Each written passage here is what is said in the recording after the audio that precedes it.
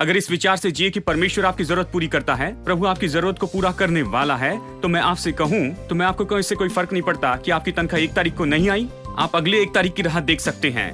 प्रभु आपकी जरूरत पूरी करेगा, क्योंकि प्रभु इस सिस्टम के ऊपर है।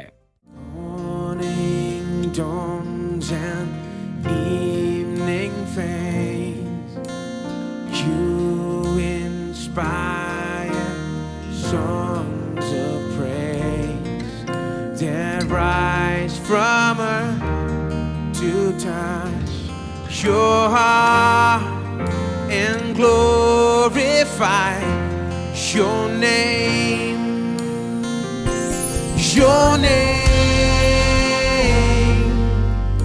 is a strong and mighty tower. Your name is a shelter like no other. Your name,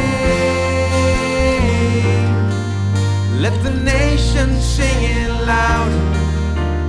Nothing has the power to save but your name.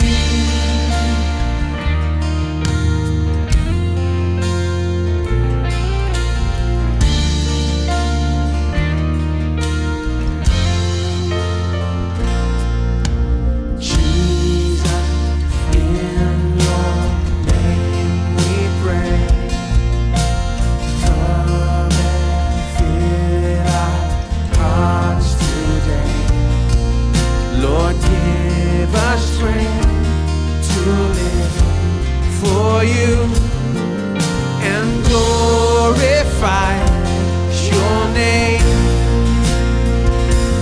Your name is a strong and mighty tower. Your name is a shelter like no other. Your name, let the nations sing it louder. Power to save your name. Your name is a strong and mighty tower. Your name is a shelter like no other. Your name, let the nations sing it louder. Nothing has the power to save. Your name is a strong and mighty tower. Your name is a shelter like no other. Your name, let the nations sing it louder. Nothing has the power to save but your name.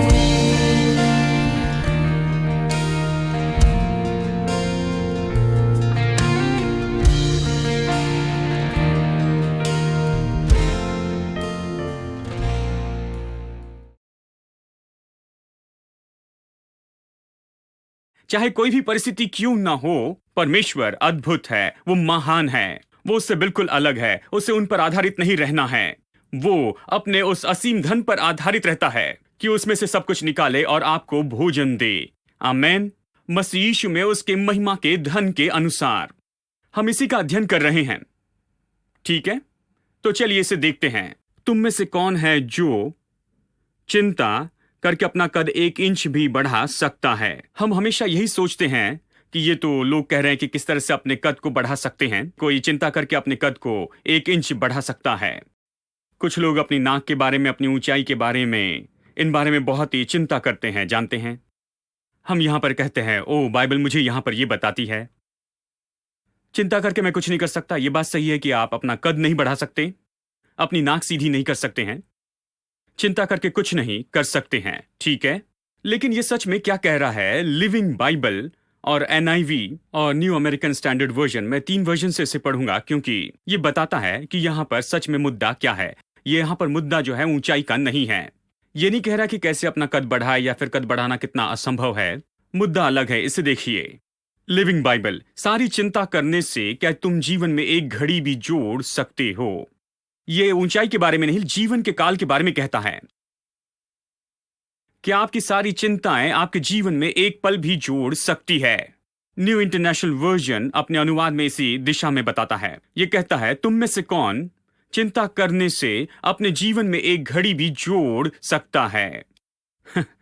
Living Bible कहता है एक पल, और यह कहता है एक घड़ी एक ही है।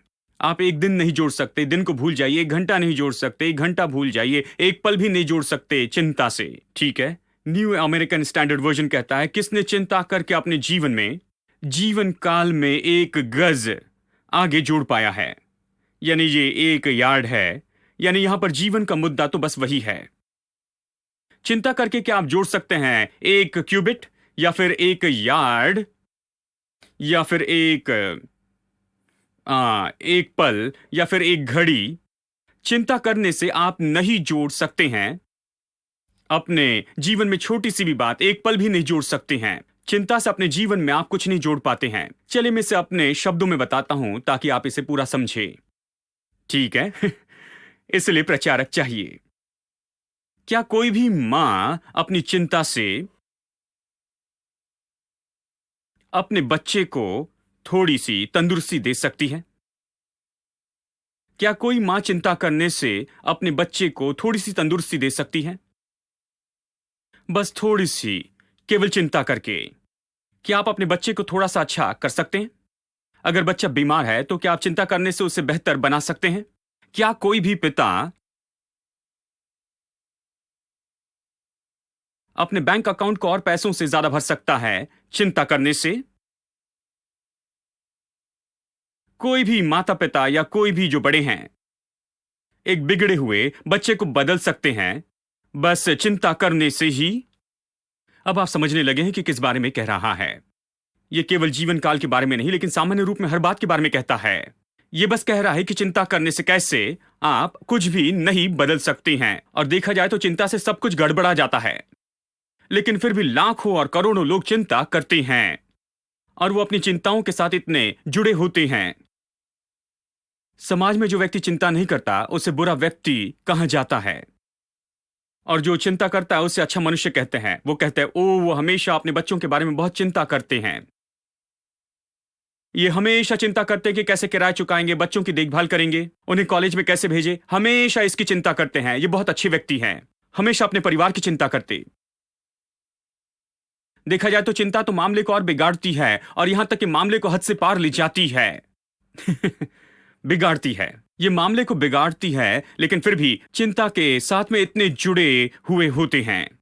तो वो कहते हैं, जो मनुष्य परिवार की चिंता करता है, पैसों की चिंता करता, घर खरीदने की चिंता करता और चिंता करता है इसके और उसके लिए, वो बहुत अच्छा मनुष्य है। लेकिन बाइबल के अनुसार सच में तो वो संदेह करने वाला है, हेलो, और वो आज्ञा भंग करने वाला और बाइबल को अनदेखा करने वाला है। क्योंकि बाइबल कहती है किसी बात की चिंता न करना। कुछ साल पहले मुझे याद है एक गीत, ग्रैमी में से एक, वो गीत याद है, डोंट वरी बी हैप्पी। संसार के पास ये संदेश अच्छे से आया है। संसार का गीत है ये। कई बार मैं सोचता हूं कि मसीह कलीसिया में ऐसा गाना कहां पर है।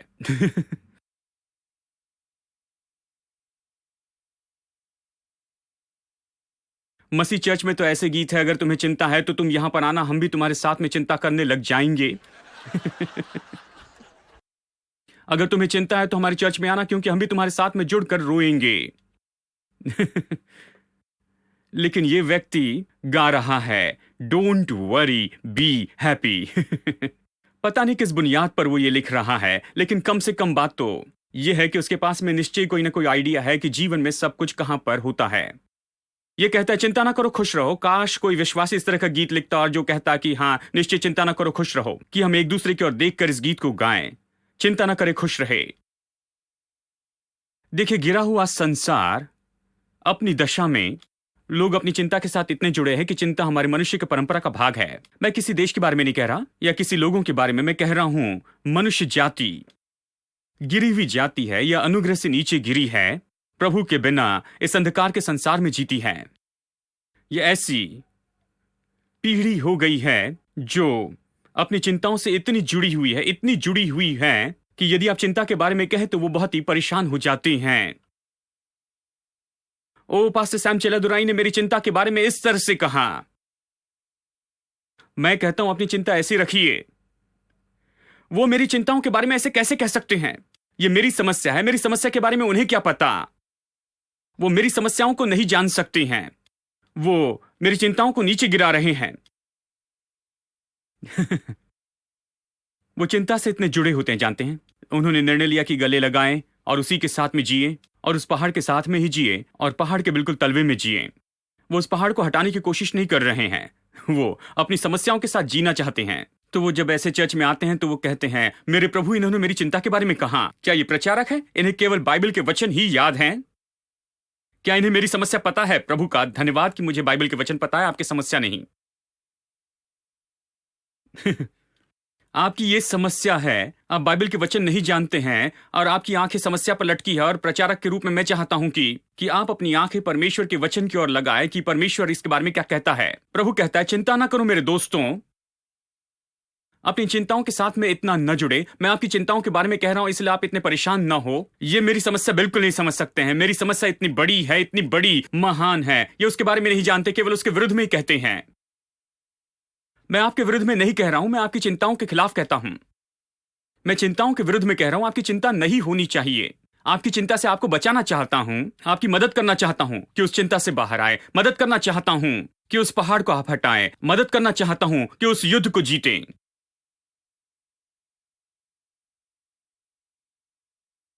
लोग कहते इसके बारे में कैसे कहेंगे?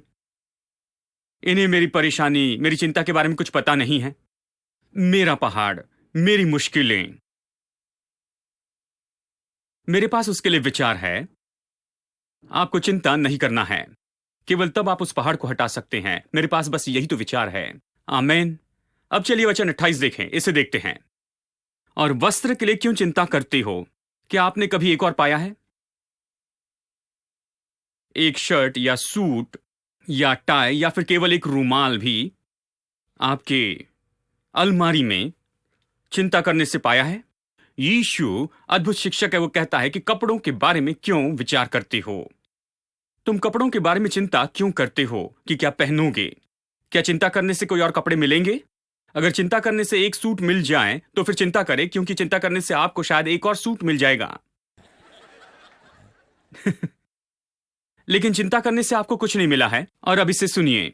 और वस्त्र के लिए क्यों चिंता करते हो? जंगली शोषण पर ध्यान करो कि वो कैसे बढ़ते हैं। वो न तो परिश्रम करते न काटते हैं। वो फिर से ये क्यों कहता है? वहां पर कहता है वो बोते नहीं और ना ही काटते हैं। यहां कहता है वो न परिश्रम करते हैं न काटते हैं। क्यों ये कहता है? ये ऐसे कहता है क्योंकि ये दिखाना चाहता है कि परमेश्वर आपकी जरूरत पूरी करता है। यह अर्थव्यवस्था या सिस्टम के ऊपर आधारित होकर नहीं होता है। हेलो। इसलिए वो कहता है न वो परिश्रम करते हैं न काटते हैं। क्यों? क्योंकि वो इस प्रणाली में नहीं है। वो इस सिस्टम में काम नहीं कर रहे हैं। वो 9 से 5 तक काम नहीं करते। उनकी जो जरूरतें हैं वो कैसे पूरी होती हैं? परमेश्वर। किसका परमेश्वर? वो तो इस सिस्टम से बिल्कुल अलग है दोस्तों। इस सिस्टम से बहुत अच्छा है। अपने धन के अनुसार वो हर एक जरूरत पूरी करता है। देखिए, आपको समझना होगा, परमेश्वर ने मनुष्य को काम दिया, वो सब अच्छा ही है। हाँ, काम के बिना नहीं रहना चाहिए, लेकिन काम आपकी जरूरत पूरी नहीं करता है। प्रभु आपकी जरूरत पूरी करता है। हेलो। यही तो बात आपको अपने दिमाग में रखनी होगी। देखिए, काम आपकी जरूरत पूरी नहीं करता। अगर ऐसे जीते कि काम जरूरत पूरी करता है तो बस इतना ही होगा। इसलिए जीवन ऐसा है। देखिए, काम लोगों की जरूरत पूरी करता है। और देखिए, लोग मुश्किल से गुजारा करते हैं, इसलिए उनके पास काफी नहीं है। और इसलिए देखिए, 25 तारीख आ गई तो बहुत से लोगों के पास का पैसा पहले ही खर्च हो चुका है। वो 1 तारीख की राह नहीं देख सकते, यहां वहां जाकर उधार लेते रहते कि पहली तारीख की राह देखे कि तनख्वाह मिले। क्योंकि उनका काम उनकी जरूरत पूरी करता है। ये उनका विचार है। अगर इस विचार से जिए कि परमेश्वर आपकी जरूरत पूरी करता है, प्रभु आपकी जरूरत को पूरा करने वाला है, तो मैं आपसे कहूं, तो मैं आपको इससे कोई फर्क नहीं पड़ता कि आपकी तनख्वाह 1 तारीख को नहीं आई। आप अगले 1 तारीख की राह देख सकते हैं। प्रभु आपकी जरूरत पूरी करेगा, क्योंकि प्रभु इस सिस्टम के ऊपर है। इसलिए ये कहता है, आपको समझना होगा ये क्यों कहता है कि वो न परिश्रम करते न काटते हैं। ये पक्षी जो न परिश्रम करते हैं और ना ही काटते हैं, जो न बोते हैं और ना काटते हैं, वो अच्छे हैं। हेलो। और हम बोते हैं, काटते हैं, परिश्रम करते हैं और उसके बाद में काटते जाते हैं। हम पसीना बहाने में चैंपियन हैं। और फिर भी हम जैसे तैसे अपना गुजारा नहीं कर पाते हैं और हम हमेशा कमी घटी में ही जीते हैं। और मनुष्य को निश्चय इसके बारे में शर्म आनी चाहिए। मनुष्य जाति को क्या हो गया है? देखिए, समस्या तो बस यही है कि देखो, फूलों में कोई दिमाग नहीं होता। वो परमेश्वर के स्वरूप और समानता में नहीं बने हैं। वो परमेश्वर का इनकार नहीं करते। मनुष्य ने प्रभु का इनकार किया, प्रभु के बिना जीने का उसने निर्णय लिया। मनुष्य सोचने वाला व्यक्ति है। मनुष्य परमेश्वर के स्वरूप समानता में बनाया गया। उसके पास पर्याय है, उसके पास चुनाव है, और अपने चुनाव से उसने प्रभु का इनकार किया और इसलिए इस दशा में है। फूलों से पूछिए, वो जानते हैं प्रभु ने उन्हें सुंदर कपड़े पहनाए हैं। वो अच्छा कर रहे हैं, वो खुश हैं। हेलो, तो भी मैं तुमसे कहता हूं कि सुलेमान भी अपने सारे वैभव में उनमें से किसी के समान वस्त्र न पहने हुए था। सुलेमान एक राजा था जो बहुत ही महिमा में रहता था। लोग केवल उसका धन देखने के लिए आते थे। उसके पास जितनी चांदी थी और जो चीजें थी वो देखने, इतनी ज्यादा चीजें थी। इसलिए जब परमेश्वर ने मैदान की घास को जो आज और कल आग में झोंकी जाएगी ऐसे वस्त्र पहनाए हैं, तो तुमको वो इनसे बढ़कर क्यों न पहनाएगा, हे अल्प विश्वासियों। ओहो, मैंने ये नहीं कहा। माफ करना, मैंने बस बाइबल पढ़ी है। यीशु कह रहा था, हे अल्प विश्वासियों। वो चिंता करने वाले सभी लोगों की ओर देखता है। कोई फर्क नहीं पड़ता चाहे वो चर्च में 25 साल से जा रहे हैं या 50 साल से। कोई फर्क नहीं पड़ता चाहे वो 4-5 पीढ़ी के विश्वासी हो। वो कहता है, हे अल्प विश्वासियों, अगर आप चिंता करते मेरे दोस्तों, तो बहुत छोटा विश्वास है, इसलिए चिंता करते हैं। दिल विश्वास से भरने के बजाय ये तो चिंता से भरा हुआ है, ये संदेह से भरा है, अविश्वास से भरा हुआ है। ओ तुम अल्प विश्वासी, वो कहता है। इसलिए ये कहते हुए विचार न करना कि हम क्या खाएंगे, क्या पिएंगे, या फिर हम क्या पहनेंगे। अब वचन 32 देखिए, मैं यहां को समझाना चाहता हूं। क्योंकि अन्य जाति इन्हीं चीजों के पीछे जाती है। एक अनुवाद ये कहता है कि इन्हीं चीजों के पीछे नाशमान लोग जाते हैं।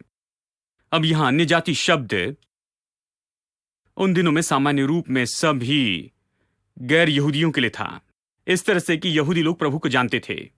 जीवित परमेश्वर का उनके साथ में संबंध था, वाचा थी, और बाकी सब लोग परमेश्वर के साथ वाचा में नहीं थे। वो परमेश्वर को नहीं जानते थे। इफिसियों 2 में बताया गया है, वो परमेश्वर के बिना है, इसलिए संसार में उनके पास कोई आशा नहीं है। इन शब्दों में वो कहता है, बाकी संसार, केवल यहूदी लोग प्रभु को जानते थे। उनके पास प्रभु की प्रतिज्ञाएं थी, 10 आज्ञाएं थी, प्रभु का वचन था, वो प्रभु के साथ में वाचा में थे। बाकी सबके पास कोई आशा नहीं थी, परमेश्वर नहीं था। बिना आशा के और बिना परमेश्वर के संसार में थे। यानी अन्य जाति, ये शब्द उन लोगों के बारे में बताएगा जो परमेश्वर को नहीं जानते थे। परमेश्वर के ज्ञान के बिना वो जी रहे थे। और इसलिए कुछ अनुवाद इस बात को टालने के लिए, ये गड़बड़ी दूर करने के लिए कहता है, नाशमान लोग, मतलब जो लोग परमेश्वर को बिल्कुल नहीं जानते थे, वो इन चीजों को खोजते हैं। चलिए मैं इसे कहता हूं, बहुत से विश्वासी जो लगभग पिछले 50 साल से विश्वासी बने हुए हैं, कई बार तो वो इन लोगों की ओर देखते हैं जिन्हें वो नाशमान कहते हैं, जिन्हें वो कहते हैं कि ये प्रभु को नहीं जानते हैं। कहते ओ बहुत बुरा है, क्योंकि सिगरेट पीता है, शराब पीता है, फिल्में देखने के लिए जाता है, और इसकी हर तरह की गलत आदतें हैं। वो ये करता है, वो करता है। ठीक है, हर एक व्यक्ति जो जानते हैं उनमें से कुछ चीजें बुरी हो जानते हैं, और ये सब। लेकिन बात तो यह है कि इन लोगों की उस व्यक्ति से ज्यादा बड़ी समस्या है। ये चीजें अन्य जाति खोजती हैं। तुम्हारा स्वर्गीय पिता जानता है कि तुम्हें इन चीजों की जरूरत है। देखिए, अन्य जातियों का इन सारी चीजों को खोजना ठीक है, क्योंकि वो प्रभु को नहीं जानते हैं, इसलिए वो इनके पीछे भागते हैं, क्योंकि वो स्वर्गीय पिता को नहीं जानते हैं। संसार में ऐसे लोग हैं जो नहीं जानते हैं कि उनका स्वर्गीय पिता है, जो उनकी ओर देखता है, उनसे प्रेम करता है, उनकी जरूरत पूरी करता है, देखभाल करता है। तो उनका सारा जीवन चीजों को खोजने में चले जाता है। चीजों के पीछे जाना, उन्हें कमाना, चीजों के पीछे जाकर काम करना, मेहनत करना, खींचना, मेहनत करना, धक्का देना, इस तरह की चीजें। इस संसार में कुछ करने की कोशिश करते, उसी में व्यस्त होते हैं कि चीजें पाएं।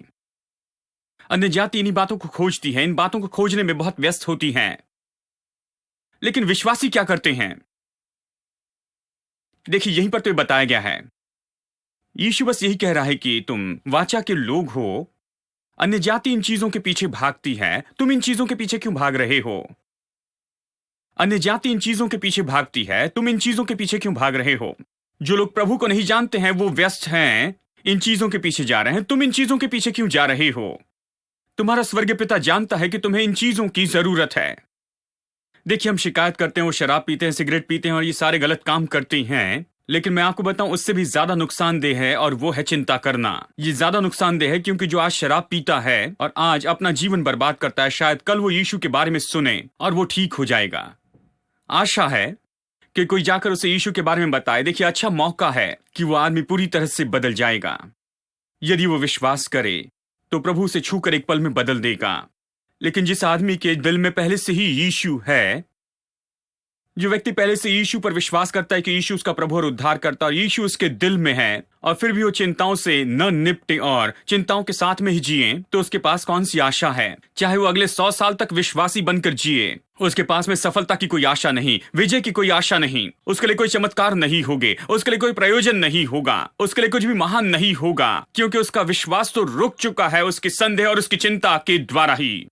कोई आशा नहीं है, और इसलिए मैं आपसे कहता हूं, अविश्वासी तो इससे बहुत ही अच्छी दशा में है। अब चलिए आगे चलते हैं। मेरे साथ में निकाले मत्ती अध्याय 13। चलिए वचन 22 से पढ़ते हैं। देखिए, ये तो बहुत ही सुंदर दृष्टांत है प्रभु राज्य के बारे में। ये कहता है कि बोने वाला बीज बोने निकला। उसने प्रभु वचन का बीज बोया बहुत अलग अलग भूमि पर, और भूमि दिल के बारे में बताती है। कुछ रास्ते के किनारे गिरे, कुछ पथरीली भूमि पर गिरे, और कुछ कटीली झाड़ी में, और कुछ अच्छी भूमि पर गिरे। ठीक है, जो अच्छी भूमि पर गिरे उसकी फसल 30, 60 और 100 गुना हुई। ठीक है, इस बारे में कहता है।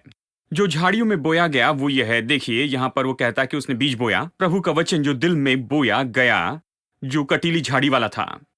जो झाड़ियों में बोया गया वो ये है, जो वचन को सुनता है पर इस संसार की चिंता और धन का धोखा वचन को दबा देता है और वो फल नहीं लाता है। सब लोग कहें संसार की चिंता, संसार की चिंता। किंग जेम्स कहता है संसार की चिंता, अमेरिकन स्टैंडर्ड कहता है कि संसार की परवाह, न्यू इंटरनेशनल वर्जन कहता है इस जीवन की चिंता, लिविंग बाइबल कहती संसार की चिंता। कुछ भी हो, चिंता के बारे में है। ये उसके बारे में कहता है जो जाकर वचन सुनता है। आप यहां पर वचन सुनने के लिए आए हैं। वचन अच्छा है, वचन आपकी मदद करेगा। अगर आप इसे सुने, इस पर विश्वास कर अपने साथ घर लेकर जाएं, इसकी रक्षा करके अपने दिल में रखें, और अगले रविवार आकर फिर से पानी दें, और ऐसा ही आप करते रहें। गार्डन जैसे देखभाल करें और वचन आपके दिल में जड़ पकड़े और बढ़ते जाएं। एक दिन आपने जो सुना और विश्वास किया उसका परिणाम देखेंगे। 30, 60 और 100 गुना परिणाम आप पाएंगे। आप फलवंत होंगे। ठीक है, बात तो यह है, वचन के परिणाम में अच्छी चीजें उत्पन्न होगी।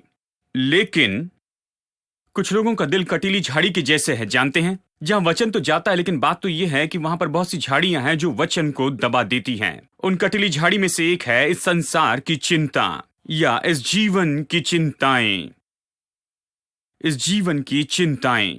अब इसे सुनिए, ये बहुत ही महत्वपूर्ण है। यीशु यहां पर प्रभु राज्य के दृष्टांत के बारे में बता रहा है, और चिंता की भूमिका के बारे में बताना भूलता नहीं। यहां पर कैसे चिंता सब कुछ बर्बाद करती है। चिंता सही नहीं है। चिंता तो प्रभु राज्य का भाग नहीं है। ये उस मनुष्य के दिल का भाग नहीं है जो प्रभु राज्य में है। क्योंकि आप सफल होना चाहते हैं, आप विजयी होना चाहते हैं, प्रभु के चमत्कार को अपने जीवन में पाना चाहते हैं, आपको चिंता से निपटना होगा। आकर वचन सुनकर बस हालेलुया नहीं चिल्ला सकते हैं और घर जाकर सारी बातों की चिंता करते रहें, क्योंकि आपने जो कुछ भी सुना है, जो कुछ भी खुशी से पाया है, जैसे आपने यहां पर आकर वचन को पाया है, आपने जो पाया वो व्यर्थ होगा। क्योंकि ये कहता है वो व्यर्थ हुआ, फलहीन हो गया। वो क्यों व्यर्थ हो गया? क्योंकि वचन इस कटीली झाड़ी में दबा दिया गया। ये कांटे क्या है? उनमें से एक कांटा है इस जीवन की चिंताएं, या इस जीवन की परवाह। देखिए, चिंता कितनी बुरी है। चिंता आपके जीवन में परमेश्वर के वचन को दबा देती है, ऐसा वचन जो चमत्कार लेकर आ सकता है।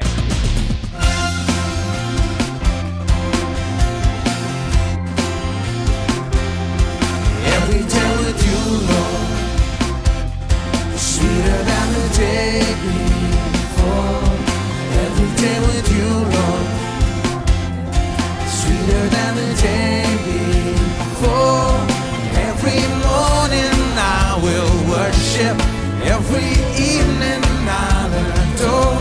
'Cause every day with you is sweeter, sweeter than the day before.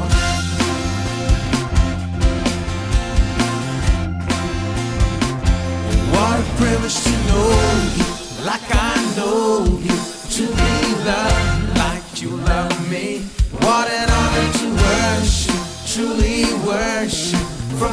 time that you have free. The rising of the sun to the setting of the same. Every day with you, Lord, sweeter than the day before. Every day with you, Lord, sweeter than the day before. Every morning I will worship, every evening I'll adore. 'Cause every day with you is sweeter, sweeter than the day before. What a wonder to live like. What a wonder to live like, really live like, overcoming anything. What a reason to live, to freely live, to every day, my everything. From the rising of the sun to the setting of the same. Every day with you, Lord, sweeter than the day before. Every day with you, Lord, sweeter than the day before. 'Cause every morning I will worship, every evening I'll adore. 'Cause every day with you is sweeter, sweeter than the day before. Let's keep clapping our hands. We're gonna sing and you'll repeat after us. Right? Repeat after me.